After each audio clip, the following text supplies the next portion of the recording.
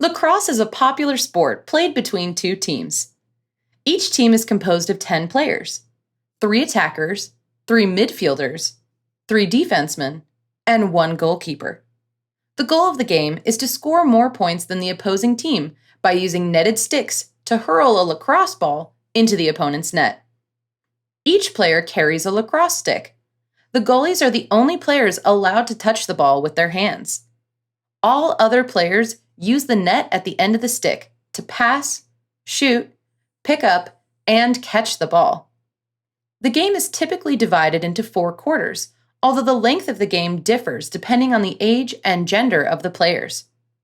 Play begins with a face-off or draw at midfield. In men's lacrosse, the ball is dropped on the ground and the 2 players use their sticks to fight over control.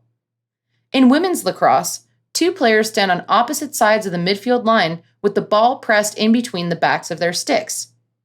When the whistle blows, they attempt to fling the ball up into the air and secure possession. Gameplay continues until the ball goes out of bounds.